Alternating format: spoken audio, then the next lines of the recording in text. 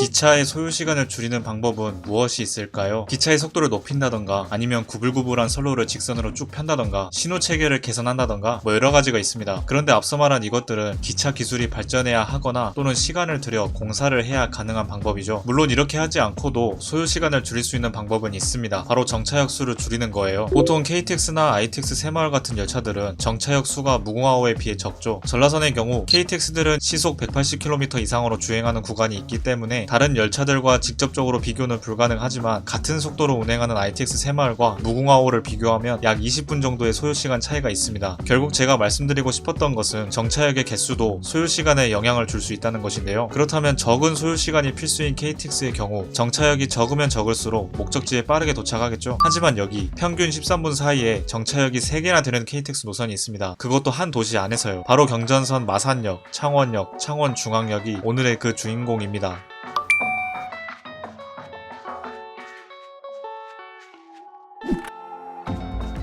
여러가지 KTX 노선 중 경상남도 서부를 담당하는 노선이 있습니다. 바로 진주역을 시종착오로 하는 경전선 KTX죠. 경부고속선을 타고 동대구역에 도착한 경전선 KTX는 삼랑진역을 지나 낙동강을 건너 경전선으로 진입하고 차례대로 진영, 창원중앙, 창원, 마산을 지나 진주역으로 향합니다. 이 중에 진주역과 마산역은 KTX가 필수로 정차하는 역이고 나머지 역들은 정차하거나 정차하지 않을 수 있는 역이에요. 경전선 내의 KTX 정차역은 5곳으로 생각보다 적게 느껴질 수 있는데 오늘의 주인공들인 마산역, 창원역, 창원중앙역은 모두 창원시에 위치하고 있다는 것이 가장 큰 핵심입니다. 마산역과 창원역 간의 거리는 약 4.4km, 창원역과 창원중앙역 사이는 약 10.3km로 경전선을 평균 시속 150km로 주행하는 KTX 입장에서 그렇게 긴 거리가 아니에요. 경전선 KTX 중에는 창원중앙역에 정차하고 창원역에 정차하지 않는 열차 또는 창원역에 정차하고 창원중앙역에 정차하지 않는 열차 그리고 두 기차역에 모두 정차하는 열차가 있는데 둘 중에 한 곳에만 정차하는 열차는 그렇다 쳐도 두 기차역을 모두 정차하는 열차는 좀 좋아 보이진 않습니다. 그 이유로는 출발한 지 10분도 안 돼서 정차하고 10분도 안 돼서 또 정차하고 그러기 때문인데요. 분명 KTX를 타고 있지만 뭔가 전철을 타는 듯한 그런 느낌도 주는데 아무튼 어쩌다가 창원시에는 KTX 정차역이 3개나 존재하게 되었는지 그것을 이해하려면 조금 시간을 거슬러 올라가야 합니다. 현재 창원시는 마산시, 진해시, 창원시가 통합되어 출범된 행정구역인데요. 조선시대에는 창원부로 하나의 구역이었지만 일제감정기에 와서 마산, 창원, 진해로 나눠지게 되었고 2010년 7월 1일에 다시 하나의 지역으로 통합된 것이죠. 마산역은 마산시가 존재했을 당시에 마산의 관문 역할을 하던 기차역이고 창원역도 창원시의 관문이었지만 창원 시내와는 많이 떨어진 곳에 위치한 기차역이었어요. 위치만 보면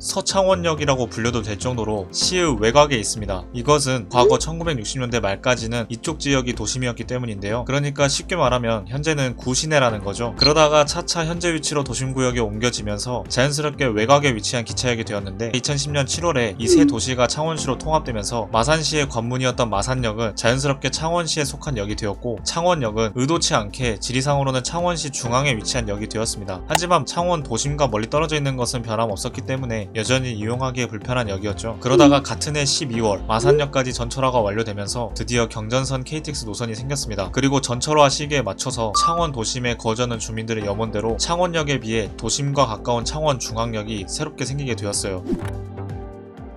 처음에 코레일은 마산역과 창원중앙역에만 KTX를 정차시킬 계획이었습니다. 여기까지만 해도 한 도시에 KTX 정차역이 2개나 되는 것이지만 마산역의 경우 과거부터 마산시라는 별도의 행정구역에서부터 위치해왔고 또 창원중앙역은 현재 이용객 수가 마산역과 창원역의 이용객 수를 합친 것보다 많듯이 이용객 수가 가장 높은 기차역으로 예측되었기 때문에 충분히 감안할 수 있는 점이었죠. 하지만 창원역과 가까운 곳에 거주하는 지역민들과 상인들 그리고 지역구 국회의원들의 반발로 창원역도 KTX가 정차하게 됩니다. 그렇게 창원시의 KTX 정차역은 개통 당시에 서울시보다 더 많은 3곳이 되었고 이 역들을 모두 정차하는 KTX들은 10분도 안 돼서 계속 정차하는 결과가 생기게 되었죠. 사실 지역마다 KTX를 정차시켜달라는 요구는 많이 봐왔습니다. 오송역이라든가 무안공항역처럼 부정적인 시각이 많이 존재하는 사례도 있죠. 사실 창원시의 사례도 어쨌든 통합시이기 때문에 감안할 수 있는 부분이 분명히 존재하지만 한 도시에 정차역이 3개가 되는 것은 그다지 좋은 요구라고 보기에는 어려워요. 고속열차 KTX는 소요시간이 적으면 적을수록 다른 교통수단에 비해 큰 경쟁력을 갖습니다. 물론 한국철도 환경의 가장 큰 특징으로 역간 거리가 짧다는 것이 있고, 이를 보완하기 위해 최근 들어 가감속이 좋은 동력 분산식 KTX가 도입되고 있지만, 현재 경전선에서 운행되고 있는 대부분의 KTX는 모두 동력 집중식으로 가속과 감속에 매우 불리한 열차들입니다. 그러니까 속도를 빨리 올릴 수 없다는 거죠. 이 때문에 실제로 이 세 개의 역간 거리가 10km 내로 짧은 편이라 마산역과 창원역, 창원중앙역을 모두 정차하는 KTX는 시속 60km 정도의 속도조차 제대로 내지 못하는 것으로 알려져 있어요. 이는 자연스럽게 소요시간 증가로 연결되고, 또한 비슷한 정차역을 가지는 ITX 새마을과 소요시간에서 특별한 차이를 보여주지 못합니다. 물론 동력 집중식이냐 동력 분산식이냐의 차이가 있고, ITX 새마을은 모두 필수로 정차는 역이다의 차이가 있지만, 마산역에서 동대구역까지의 소요시간 차이는 사실상 거의 없다고 봐도 무방해요. 많이 나와봐야 10분 정도? 제가 만약 이 구간을 이용한다고 가정하면 그래도 KTX가 자주 있는 편이긴 하지만 차라리 2,000원 저렴한 ITX 새마을을 이용하겠습니다. 이러면 뭐 KTX나 일반 열차들이랑 다를 게 없지. 물론 KTX 정차가 광주역의 사례처럼 주변 상권, 더 크게는 그 지역에 끼치는 좋고 나쁜 영향을 생각한다면 누구나 우리 지역에 정차시켜주세요 라고 할 수는 있습니다. 하지만 KTX가 한 번도 정차한 적이 없는 지역에 새롭게 정차하는 경우는 몰라도, 이미 정차가 예정되어 있음에도 나 기차역 가기 불편하다 이런 이유들로 또 정차를 요구하는 것은 좋게 보여지기는 어렵다고 생각합니다. KTX 정차에 대해 양보할 것은 양보하고, 뭐 창원역 접근성 개선이나 주변 상권 발전은 그 지역 사회가 광역전철 등으로 교통을 개선한다던가 등의 방안으로 자체적으로 해결할 수도 있지 않았을까 하는 아쉬움도 듭니다. 오늘 영상은 여기까지이고 저는 다음 주제로 돌아오도록 할게요.